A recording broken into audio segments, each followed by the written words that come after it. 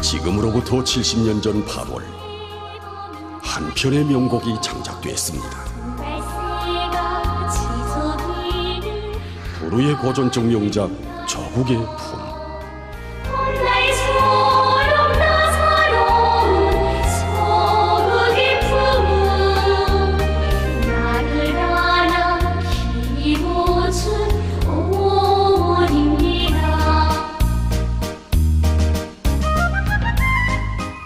그때로부터 세월은 많이도 흘렀고 또 세대도 여러 번 바뀌었습니다. 그 나날들의 이 명곡은 결코 노래로만 불리워지지 않았습니다.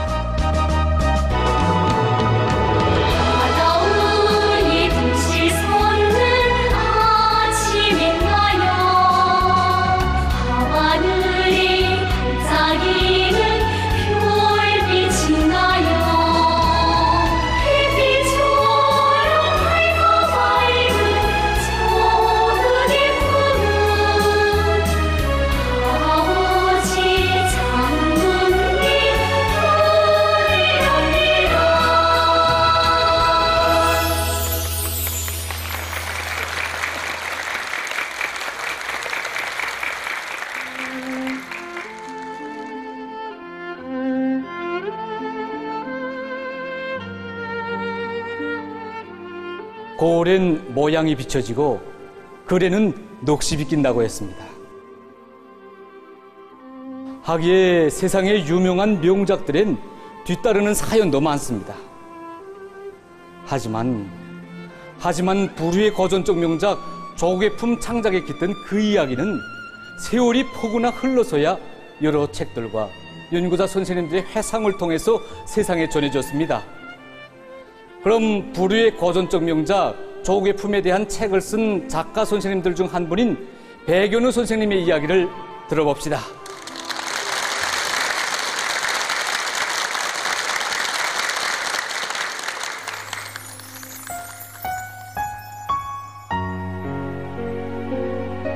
백현우 선생님은 1954년부터 평양 제4인민학교에서 위대한 장군님을 모시고 생활했습니다. 작가 백인준 선생님의 아들인 그는 자기가 체험하고 들은 이야기들을 가지고 위대한 장군님의 청소년 시절에 대한 많은 책들을 썼습니다.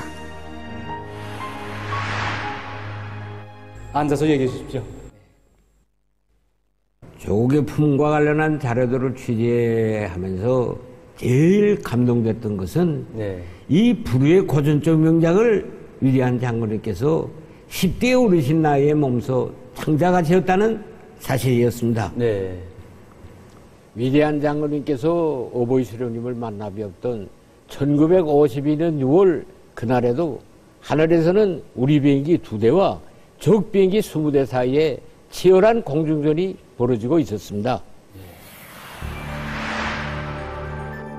그날의 공중전에 대해서 어느 한 책에서는 이렇게 전하고 있습니다.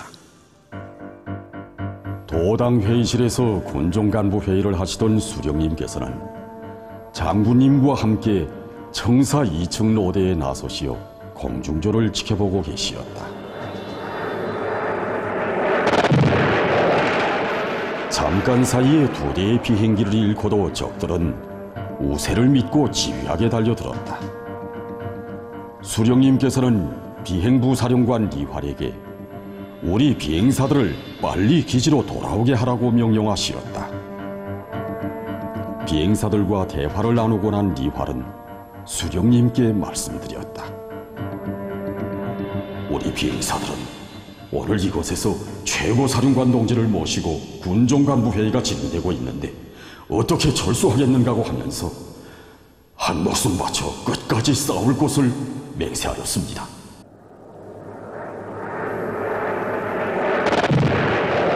그들은 최후를 각오하고 수십 대의 적기를 끌고 바다 쪽으로 날아가 다시는 돌아오지 못하였다.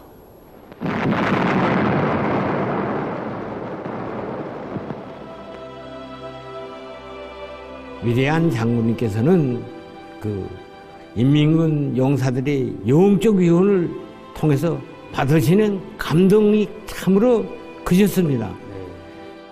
위대한 장군님께서는 위대한 수령님을 따라 전승의 천리길을 가리라는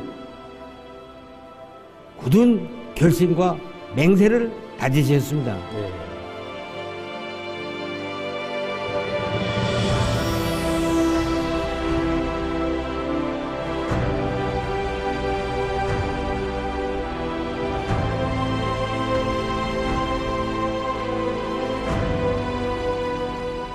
평안북도에서부터 최고 사령부까지 어버이 수령님과 함께 헤쳐오신 전선 천리길.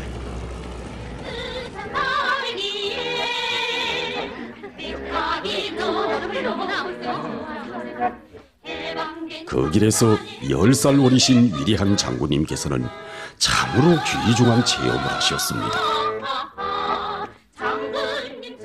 우리 농사를 잘 지어 존선에 더 많은 식량을 보내줍시다.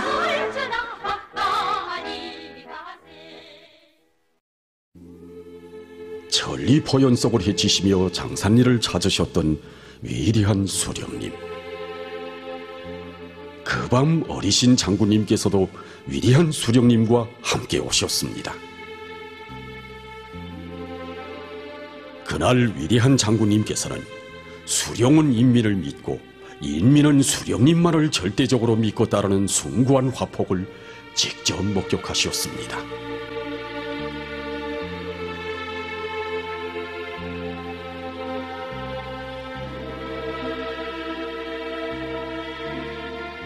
수상님, 염려 마십시오.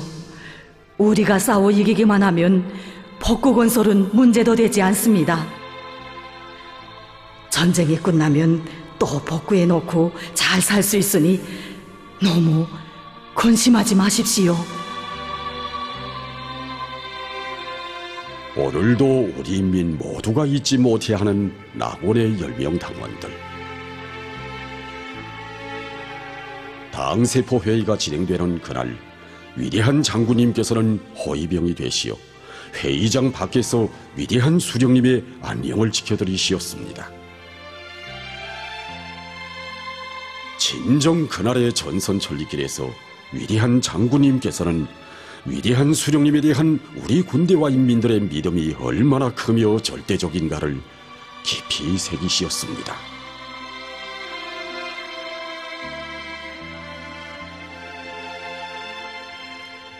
이분들은 위대한 장군님으로부터 조국의 품, 이 노래를 배운 연고자들입니다. 리세철 할머니는 지난 조국해방 전쟁 시기 만경대 혁명학원에서 위대한 장군님을 모시고 하나급에서 생활했습니다. 김철호 할아버지도 당시 만경대 혁명학원 원아였습니다. 노래를 처음 배울 때가 1953년 1월이었습니다.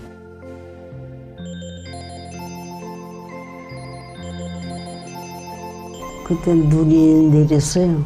그래 눈이 펑펑 내렸는데 장군님께서 혼자 노래를 부르시는데 거기 있던 동무들이 노래가 좋으니까 다 배워달라 그래서 장군님께서 노래를 그 호질 동무들한테 배워줬어요. 야, 그 노래 우리도 좀 배워줬으면 좋겠다. 그래서 장군님 나오실 때 우리 여자들도 그 노래를 배워주십시오. 그러니까 다른 호실에 있던 남자 동무들, 이 초로 동무들이랑 다 우리도 같이 배워주십시오. 이랬습니다. 그 이튿날 장군님께서 풍금을 타시면서 노래를 배워주기 시작했는데 그래서 우리 여자들은 장군님 주위에 다 집중했죠.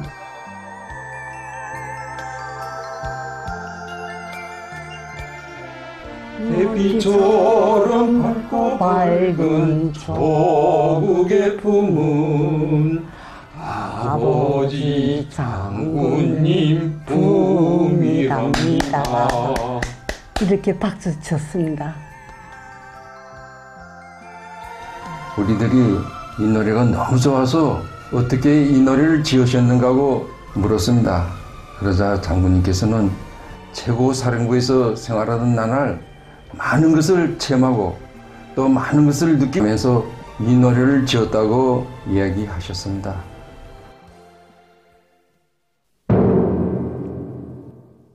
최고사령부. 전쟁의 포화가 멎은 지도 이제는 근 70년의 세월이 흘렀지만 옛 모습 그대로인 조국해방전쟁 사족지는 오늘도 많은 사연들을 전해주고 있습니다.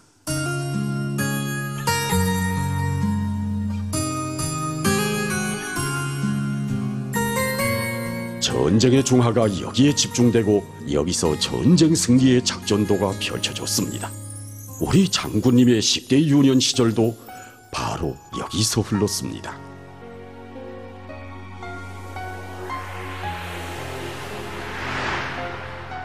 조국의 품은 수령님의 품이다. 바로 이런 조국관을 지니신 우리 장군님이시기에 어리신 시절부터 그 누구도 따를 수 없는 숭고한 모범으로 위대한 수령님에 대한 깨끗한 충성의 마음을 보여주셨습니다. 조국해방 전쟁 사족지에 나갔던 기자 선생님은 우리 학생 동무들에게 들려줄 많은 사실들을 취재해 가지고 왔다고 합니다.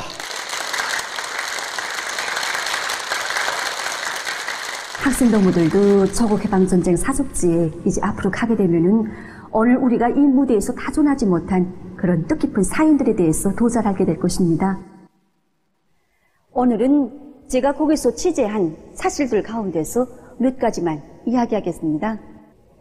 이 조국해방전쟁 사족지에 가면 500kg이나 나가는 큰 불발탄이 있습니다. 여기에 깃든 이야기는 우리가 현지에서 찍어온 화면을 보면서 들어보기로 하겠습니다. 1952년 8월 4일에 두 대의 적정차기가 여기 최고사령부 지휘처 상공을 맴돌다가 사라졌는데 그때 이것을 보신 위대한 수령님께서는 암만 해도 오늘 일이 심상치 않다고 하시면서 모두들 경각성을 높이라고 하셨습니다. 정말 그 위대한 수령님께서 예견하신 대로 놈들은 두 차례에 걸쳐 여기 곤질의 좁은 골짜기에만도 연 138대의 비행기를 동원해서 수백 발의 총폭탄과 휘발유통들을 마구 떨궜습니다. 그때 위대한 수령님께서는 저 표식지가 있는 갱도 문호구에서 우리 군인들의 대피를 지하고 계셨는데 바로 그 순간 위대한 수령님께서 계신 곳으로부터 불과 10m도 되나마나 한 곳에 500kg짜리 저 폭탄이 떨어졌습니다.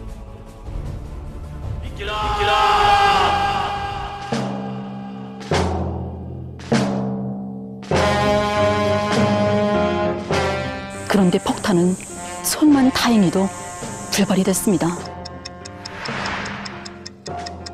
그때 말이야 저 500kg짜리 폭탄이 터지게 되면은 피해 반경이 450m입니다. 그때 우리 친위대원들은 자기들의 당원증을 당세포에 담아띄고 언제 터질지 모를 그 폭탄을 한 치 한 치 먹도러미에다 폭파시켜 위대한 수령님을 가장 안전하게, 가장 충직하게 보여야 했습니다.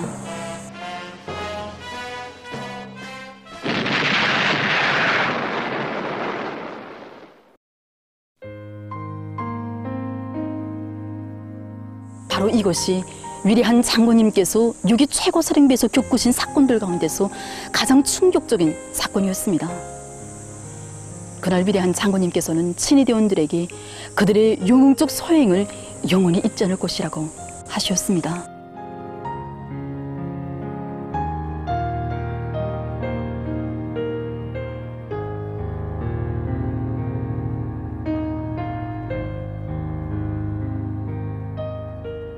최고 사령부에 계실 때 위대한 수령님과 장군님께서는 매일 아침마다 산책을 하셨다고 합니다.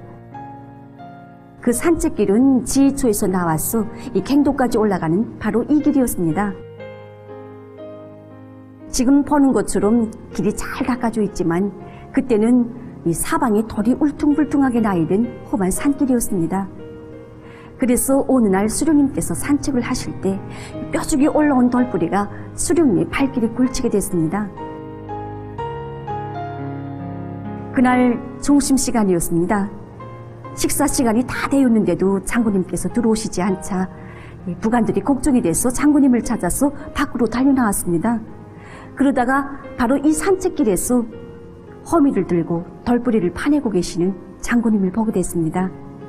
그래서 그때 부관들이 장군님께 그런 덜들이 필요하면 자기들이 얼마든지 가져다 드리겠다고 이렇게 말씀 올리자 장군님께서는 그래서 그런 게 아니라고, 오늘 아침 수령님의 사색을 방해한 이 덜뿌리가 너무 미워서 그것을 다 없애려 한다고 하시는 것이었습니다. 그때가 7월이었습니다. 7월이면 정말 얼마나 무덥습니까? 그 따가운 햇빛 속에서 우리 장군님께서 온몸을 흠뻑 적시시면서 반나절 동안이나 그 덜뿌리들을 하나하나 파내고 계셨던 것입니다. 그래서 그때 장군님의 그 마음에 감동이 돼서 부관들이 장군님을 도와서 그 덜뿌리들을 다 없앴다고 합니다.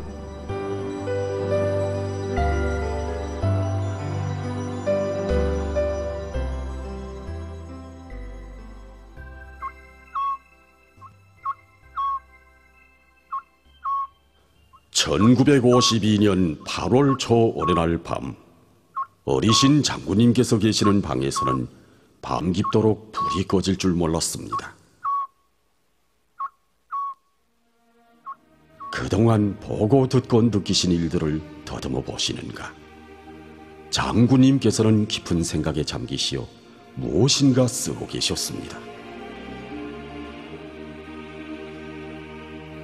다음 날 아침에도 일과표에 정해진 시간보다 1시간 먼저 일어나신 장군님께서는 밤에 쓰시던 글을 보고 계셨습니다. 그때 이 최고사령부의 한 일꾼이 와서 위대한 장군님께 지금 무엇을 그렇게 열심히 쓰고 계시는가고 물었습니다. 위대한 장군님께서는 자신께서는 여기 최고사령부에 와서 생활하시는 기간에 정말 많은 것을 배우고 느꼈다고 하시면서 그 가운데서도 수령님과 적에 대한 생각이 제일 많이 든다고 하셨습니다. 지난날 일제에게 나라를 빼앗겼을 때에는 머란봉에 너울이 붉게 타고 대동강에 무지개가 곱게 비껴도 그것이 아름다운 줄 몰랐고, 하늘에 정달새가 지저귀어도 소글픈 울음소리로만 들렸다고, 위대한 수령님께서 나라를 찾아주신 다음에야 적의 모든 것이 빛날 수 있었고 우리 인민 모두가 참다운 삶을 누릴 수 있었다고 하셨습니다. 그러시면서 자신께서는 여기 최고사령부에 와서 생활하시는 기간에 적은 것 위대한 수령님의 품이라는 것을 심장 깊이 절감하게 되었다고 하시면서 여기 최고사령부에 올 때 위대한 수령님을 맞이하려고 나왔던 강군 군관학교 학생들이 목청껏 부르면서 외치던 김일성 장군 만세 소리가 아직도 귓전에 쟁쟁하다고, 그리고 불발탄을 메나르던 우리 친위대원들의 모습도 눈앞에 선하다고 하시면서 그들은 위대한 수령님께서 계셔야 이 전쟁에서 승리하고 자기들의 행복도 있다는 것을 너무도 잘 알고 있었기에 그토록 용감하게 싸울 수 있은 것이라고 하셨습니다. 그러니 우리가 적에 대해서 말할 때 수령님과 떼어놓고는 절대로 생각할 수가 없다고, 바로 그래서 가사의 제목을 적의 품이라고 달았다고 하셨습니다. 바다 위에 둥실 솟는 아침 해인가요? 밤하늘에 반짝이는 별빛인가요? 밤하늘에 반짝이는 별빛인가요? 햇빛처럼 밝고 밝은 적의 품은 아버지 장군님 품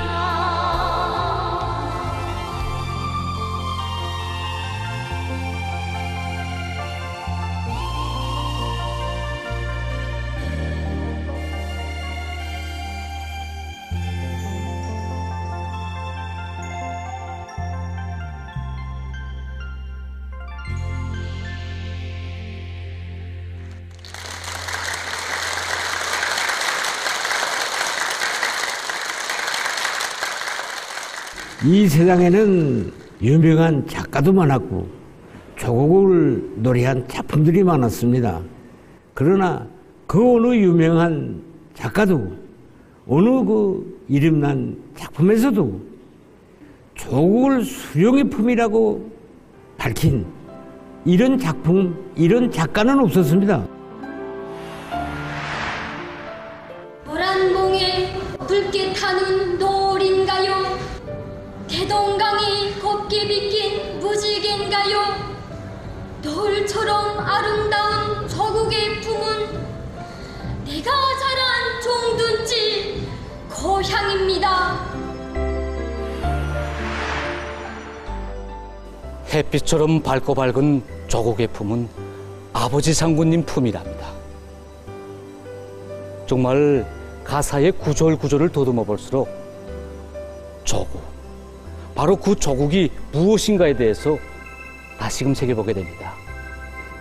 모란봉에 그 붉게 타는 노을, 그리고 대동강에 비낀 그 무지개와 같은 형상적인 그 표상으로 간직된 조국은 아름다운 경치뿐만 아니라 우리들이 나서 자란 고향 산천이고 우리들의 삶을 품어주고 꽃피워준 자애로운 어머니 품이라는 위대한 수령의 품이라는 이런 탁월한 규정을 주셨고 인디문예사의 처음으로 되는 위대한 발견이며 공헌입니다.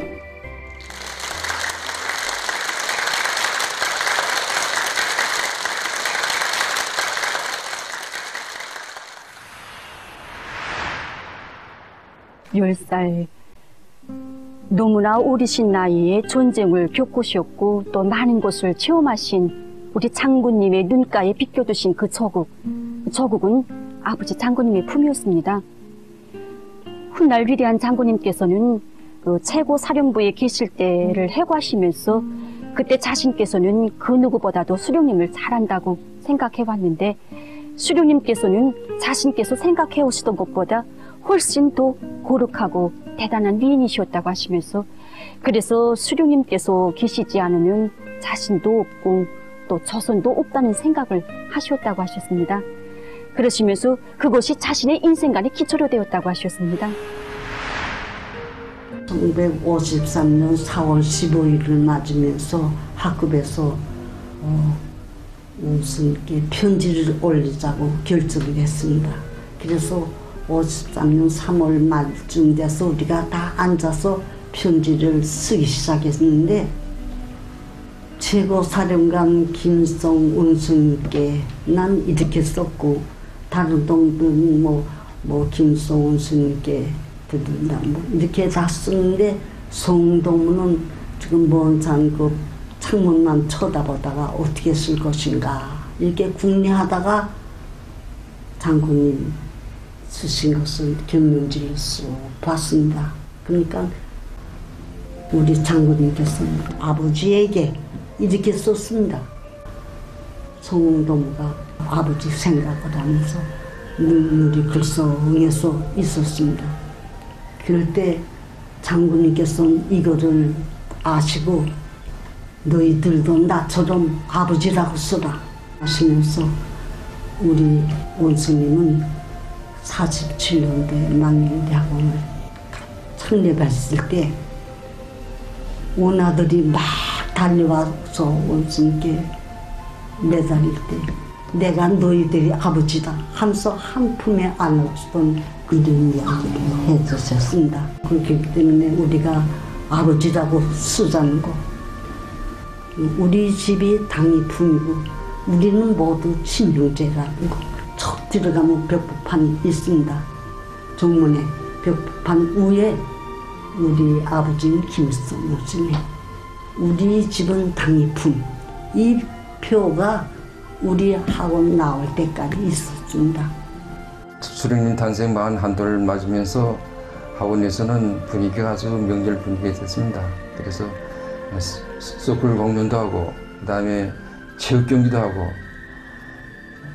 여러 가지 행사들이 있었는데 우리 담임 선생이 다 우리도 모두 오라고 하면서 수령님께서 보내주신 사진사가 왔는데 수령님께서 우리 동무들 모두를 보고 싶어 한다고 하시면서 다 모이라고 해서 정말 영광스럽게도 4월 15일 날 장군님을 모시고 기념사진을 찍게 되었습니다.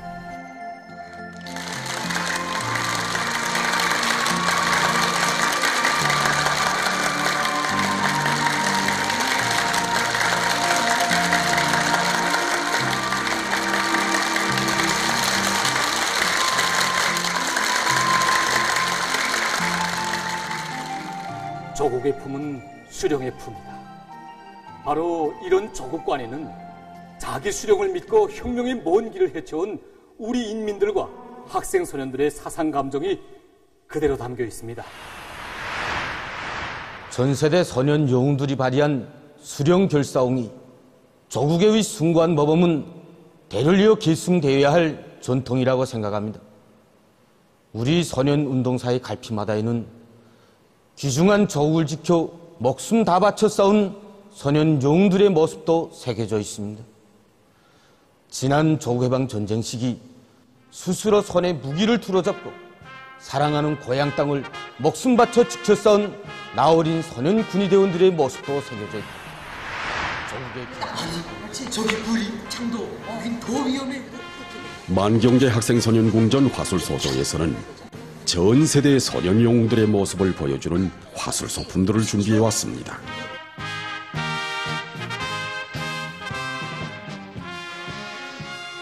한 번 더 보고 싶은 형님.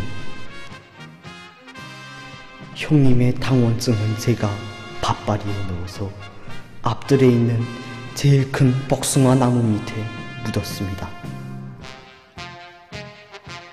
그 속엔 소년단 휘장도 들어있습니다. 우리의 원수를 꼭 갚아주십시오.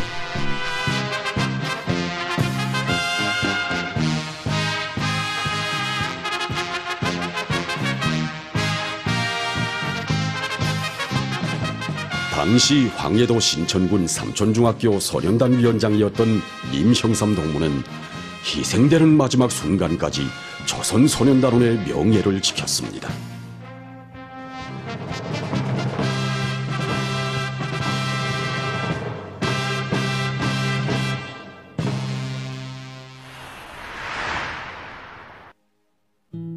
(1970년 5월) 당시 량강도 풍소군 신명중학교 분단위원장이었던 리창도 동무는 산불 속에 서슴없이 뛰어들어 고향 산초를 목숨 바쳐 구원했습니다. 사랑하는 내 동무야, 너 어디 있느냐? 달에 치는 불길서 연기 속에 묻혀 있느냐?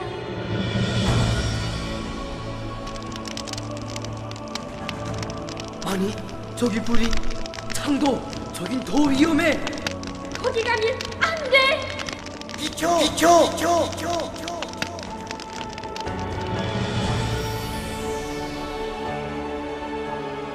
1971년 5월 중순 그에게 공화국 영웅 칭호가 수여됐습니다.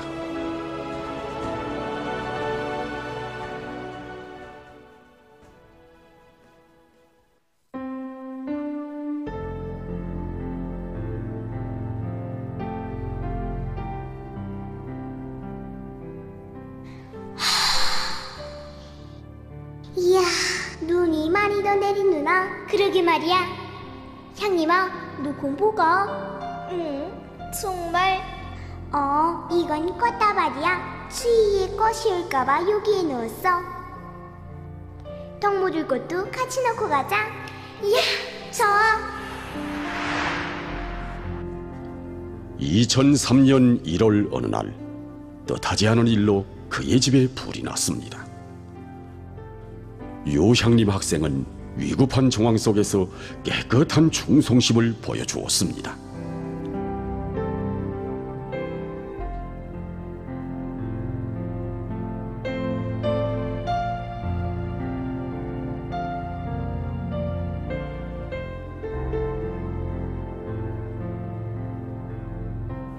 9살 난 그에게 김일성 소년용의 상이 수여됐습니다.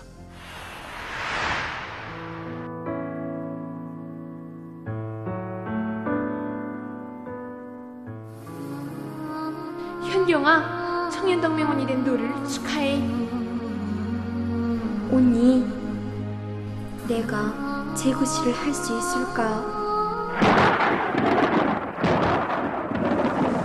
2012년 6월 11일 함경남도 신흥군 인푼골에 폭우가 쏟아졌습니다. 위대한 대원수님들의 처상화는 안전합니다. 우리 집 밝은 벽에다 종이 모셔주세요. 모셔주세요.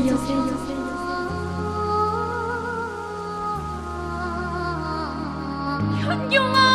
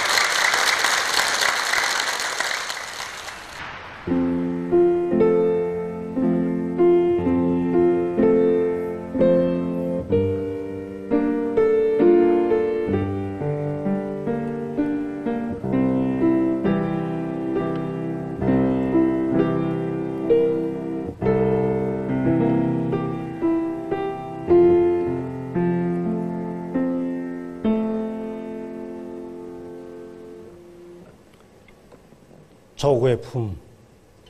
이 노래를 들을 때마다 위대한 장군님께서 지니신 특출한 음악적 전품에 대해서 깊이 감복하곤 합니다. 사실 그때까지만 해도 사람들은 성가라고 하면 흔히 숭엄하고 장중한 양상의 노래라고만 생각하고 있었습니다. 하지만 조구의 품, 이 노래의 선율은 따뜻하고 친근하고 밝고 경건한 이러한 양상으로 일관되어 있습니다. 당시까지만 해도 이러한 양상의 노래는 아직 창작되지 못하고 있었습니다. 정말 위대한 김일성 동지를 한 가정의 아버지만이 아닌 온 나라 대가정의 자애로운 오보이로 우리 국가의 영명하신 수령으로 높이 받들어 모시고 따르며 수령님에 대한 그리움으로 가슴을 불태우신 우리 장군님께서만이 조국의 품과 같은 불의고전적 명작을 창작하실 수 있었고 성가 창작에 새로운 경지도 열어놓으실 수 있은 것입니다.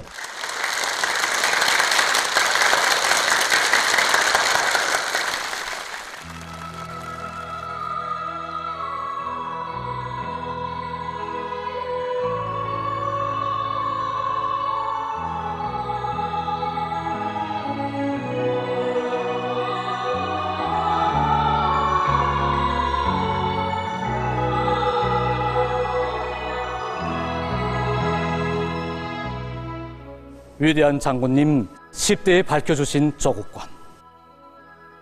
우리 인민 모두가 안겨 사는 조국은 어제도 오늘도 내일도 영원한 수령의 품입니다. 위대한 수령님 찾아주신 조국, 우리 장군님 빛내주신 조국을 천하제일 강국으로 일도 세우시겠다는 이런 크나큰 웅지를 나누시고 오늘은 경리하는 총비서동지께서 우리 인민들을 위한, 우리 후대들을 위한 사랑과 헌신의 길을 끝없이 이어가고 계십니다. 그 길에 꼽혀나는 사랑의 이야기들은 우리 마음 뜨겁게 울려줍니다. 오늘 도시의 학교나 외진 산골분교 그 어디에 가보아도 우리 아이들의 책가방에는 꽃 같은 해바라기 학용품이 들어있습니다. 하지만 우리 학생 동무들은 자기들이 쓰는 그 해바라기 학용품에 얼마나 가슴 뜨거운 사랑이 깃들어 있는지 아마 다는 모를 것입니다. 언젠가 경리하는 원수님께서는 깊은 밤 현지도 열차 안에서 온 나라 아이들에게 보내줄 학용품의 가지수를 하나하나 세어보시면서 한밤을 꼬박 세우셨습니다. 새날이 밝아올 무렵 경리하는 원수님께서는 이 학용품을 받아 안고 기뻐할 온 나라 아이들의 모습을 그려보시면서 또 얼마나 기뻐하셨으면 사랑을 담아 정을 담아 선연단 행진곡을 몇 번이나 부르고 또 부르셨겠습니까? 밝아오는 조국 땅에 노을 빛으로 붉게 타는 넥타이를 펄펄 날려라. 정말 힘겨우실 때에도 잠시나마 쉬고 싶으실 때에도 우리 아이들만 보면 새심이 솟는다. 이것은 우리 아이들만이 자신에게 주는 유일한 정신적 힘이라고 하신 우리의 경리하는 원수님이십니다. 학생 동무들, 악성 전염병이 온 세계를 휩쓴 비상방역기간에 여러 차례에 걸쳐 진행된 당중앙위원회 전원회의들에서 언제 한번 우리 아이들을 위한 시책이 논의되지 않은 적이 있었습니까? 당중앙위원회 제8기 제4차 전원회의에서 경리하는 원수님께서는 위대한 수령님과 위대한 장군님의 마음까지 합쳐서 온 나라 아이들에게 새 교복을 해피자고 학생들에게 교복을 해피는 것을 영원한 국책으로 정해주셨습니다.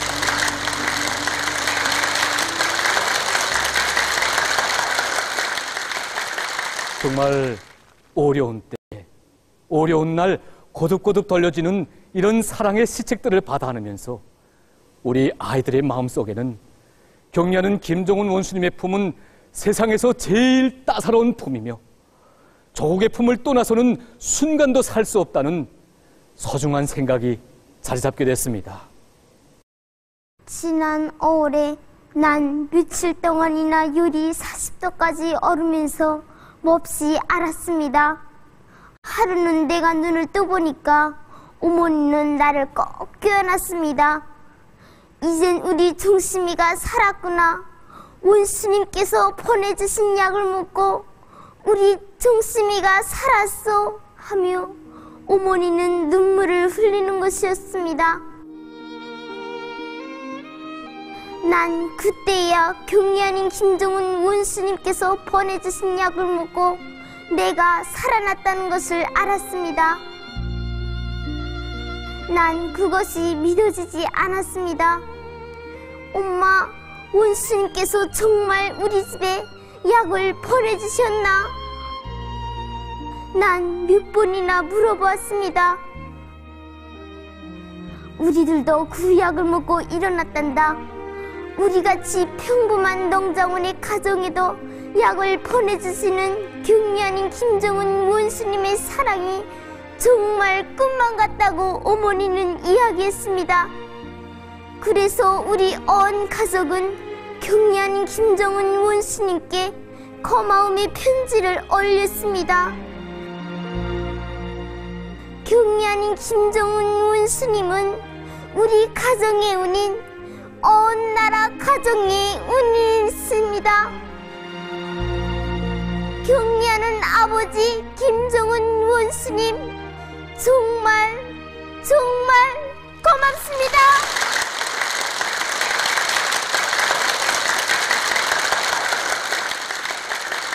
우리 집에는 아버지 원수님의 친필이 종종이 모셔져 있습니다. 나는 2살도 되기 전에 비행중대장이었던 아버지를 잃었습니다. 동들이 아버지와 함께 다니면서 웃고 떠들 때란 우리 아버지는 어디에 갔을까? 언제 오시나? 하고 생각하면서 아버지란 말을 한 번이라도 큰 소리로 불러보고 싶었습니다. 6살 때 나는 어머니와 함께 군인가족이수 서적 경연에 참가하여 경리하는 김정은 원수님을 만나 뵈었습니다. 그때 난 아버지 원수님을 만나 뵙고 기다리던 아버지가 생각나 저도 모르게 아버지 하고 원수님께로 막 달려갔습니다. 원수님께서는 그러는 나를 한 품에 꼭 안아주셨습니다. 며칠 후에 경리하는 김정은 원수님께서는 나에게 사랑의 선물들을 가슴 한가득 안겨주셨습니다. 난 소리 높이 자랑하고 싶습니다. 나에게는 아버지가 계십니다. 세상에서 제일 훌륭한 아버지, 세상에서 제일 센 아버지가 나를 지켜주고 보살펴주고 계십니다.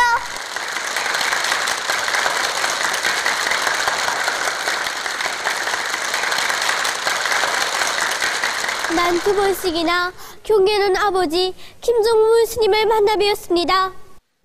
한 번은 당창건 75돌 경축 열병식장에서, 또 한 번은 지난해 9월 당중앙위원회 본부총사에서입니다. 제가 동무들과 함께 당중앙위원회 본부총사에 갔을 때 거기에는 나라를 위해 큰 공을 세운 아버지 어머니들이 와 있었습니다. 그 아버지 어머니들 앞에 서서 별로 큰 자랑도 없는 우리들이 원수님을 모시고 기념사진을 찍었습니다. 기념 촬영이 끝나고 연회장으로 갈 때였습니다. 그때까지 종숙해 서 있던 아버지 어머니들이 손마다 더 가까이 뵙겠다고 아이들처럼 원수님 품으로 막 안겨는 것이었습니다. 난 그때 더 깊이 느꼈습니다. 아버지 원수님의 품은 어른들도 아이들도 모두가 안기고 싶어하는 세상에서 제일 넓고 따스러운 품입니다. 이것은 이들만의 심정이 아니라 경리하는 김정은 원수님을 아버지라 부르며 따르고 있는 온 나라 아이들의 한결같은 마음이라고 생각합니다.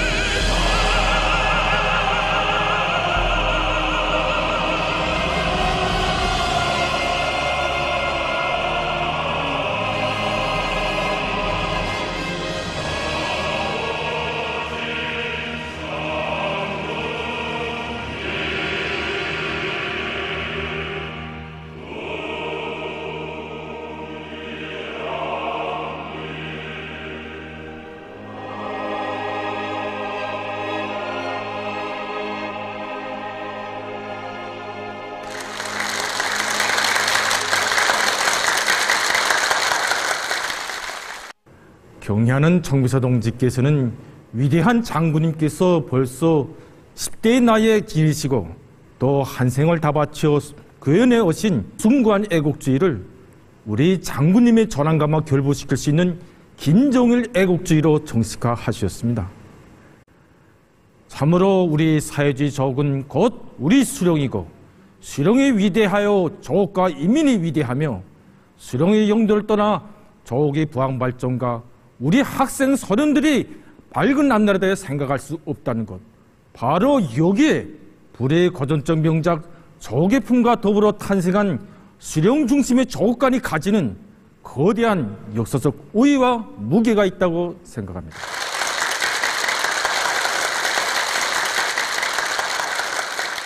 경례하는 김정은 원수님께서 오늘 이 땅 위에 펼쳐주고 계시는 우리 국가 제일주의 시대와 더불어 우리 학생 선원들의 마음속에는 강대한 우리 조국에 대한 긍지와 자부심이 더 높아졌습니다. 그럼 앞날의 강성조선을 옥색에 떠받들고 나갈 기둥감들로 준비해가는 우리 학생 선원들의 모습을 펼쳐봅시다.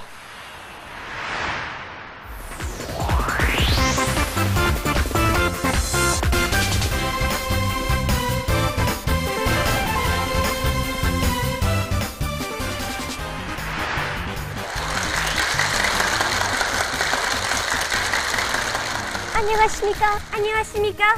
우린 소년 청신원들이랍니다. 난 김슬심입니다. 난 어예령입니다. 우리는 오늘의 이 뜻깊은 무대에서 애국의 한 마음으로 지독지 자랑을 꽃피워가는 학생 소년들의 소식을 전하겠습니다. 이 동무들은 지난 4월 영예의 붉은 계약급의 자랑을 지닌 평양 제4사학교 1분단 동무들입니다. 우리 분단은 이번에 전국적인 학과경연에서 1등, 구역적인 태권도 판정에서도 1등의 용리를 지녔습니다. 그럼 오늘은 전국의 앞장에선 범벅이 분단의 용리를 계속 빛내자면 어떻게 해야 하는가 하는 문제를 가지고 토론하겠습니다. 저는 분단 동무들의 마음을 하나로 합치는 것이 제일 중요하다고 봅니다. 그래서 분단 동무들에게 이대한 장군님께서 학창 시절에 합하여 주신 숭고한 기감절야들을 더 많이 알려주겠습니다. 선생님, 이번에 우리 분단은 구역을 대표해서 시적인 석샘경연에 나가게 되는데 여기서 기본은 신심을 가지는 것이 제일 중요하다고 봅니다. 그건 제가 맡겠습니다. 난 분단벽부의 덕무조대 학습성과를 매일 소개하겠습니다. 정말 좋은 의견들입니다. 위대한 장군님께서는 우리 학교 시절에 1분단 위원장으로서 분단을 모범분단으로 이끌어 주셨습니다. 여기에 모인 분단 열성자 동무들의 역할을 더욱 높여서 전국적으로 진행되는 모든 경연들에서 분단이 앞장섭시다. 알겠습니다. 그럼 1분단 열성자 동무들의 자랑스러운 모습을 사진 찍겠습니다. 하나, 둘, 셋.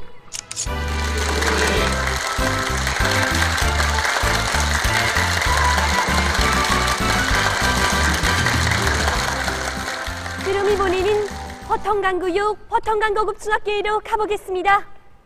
동들, 구역적인 외국어 학과 경연에서 특등, 학교적인 다과목 경연에서 1등의 용예를 지닌 김료강 동들 우리 모두 축하해주자.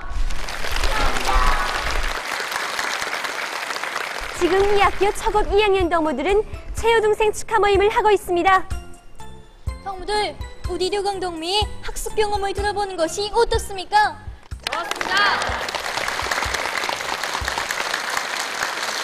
난 그저 순수한 암기식 그리고 번지를 모르면서 수박꽃 핥기식으로 공부하는 것이 제일 싫습니다.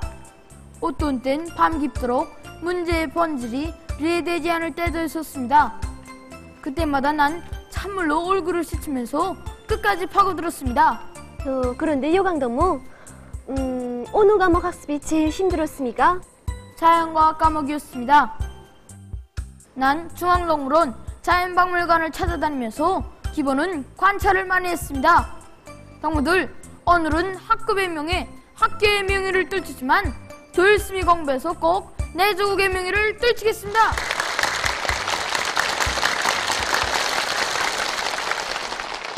그럼 학습에서 언제나 앞자리를 양보하지 않고 있는 김유강 동무의 모습을 사진에 담는 것이 어떻습니까?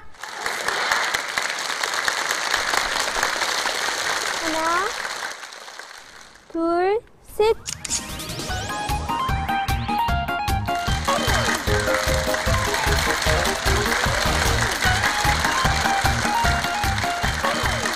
신구역 윤하수학교 4학년 어반동무들은 평양 초등학원 동무들과 친형제가 되자고 약속했답니다.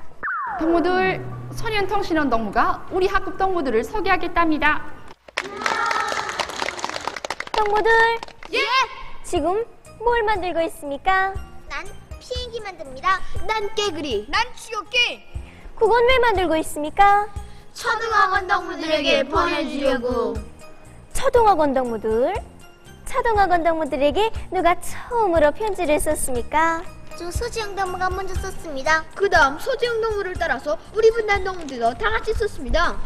우린 지금 평양 초등학원 동무들에게 10번째로 보내는 편지를 씁니다. 소재용 동무는 어떻게 그런 생각을 다 했습니까? 텔레비전에서 초등학원 동무들이 나오는 것을 보고 그 동무들과 친하고 싶고 또 말도 하고 싶어서 제가 편지를 써가지고 초등학원에 찾아갔댔습니다.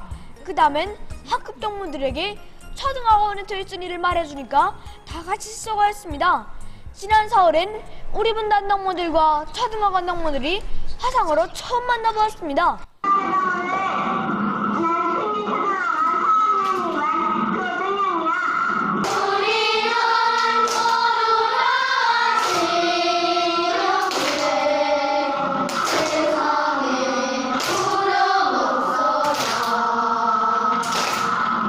얼굴은 못 보고 편지만 오갔는데 처음 얼굴을 보게 되니까 다들 기뻐서 자기 소개도 하고 자기 자랑도 이야기하니 정말 좋았습니다.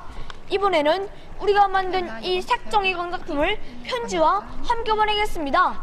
앞으로 초등학원 동무들과 더 친하겠습니다. 친하겠습니다. 자, 그럼 서로 덮고 이끄는 아름다운 미풍의 주인공 동무들, 예! 사진 찍읍시다. 하나, 둘, 셋.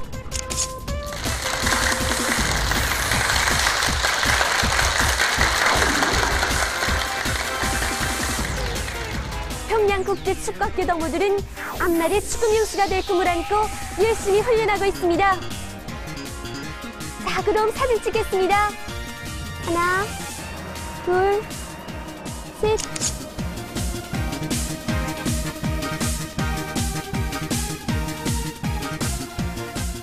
우린 매일같이 학교 운동장에 나설 때마다 저욱의 명예를 안고 국제경기장에 나선 심정으로 달리곤 합니다. 앞으로 우리들은 세계의 하늘가에 우리의 공화국교를 펄펄 휘날리겠습니다. 대한민국입니다.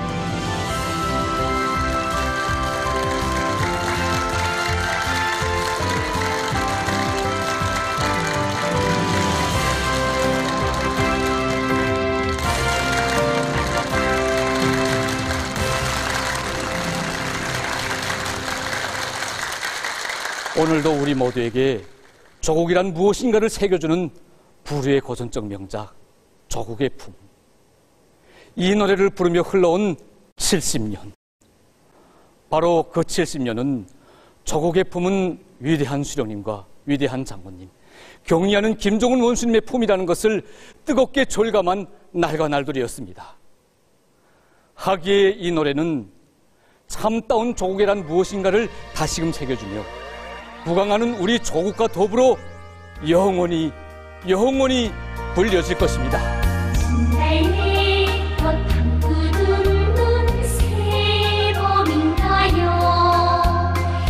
전날새가 지저귀는 하늘인가요? 봄날 소름 나사로운 서울의 품은 나를 안아 키워준 어머니입니다.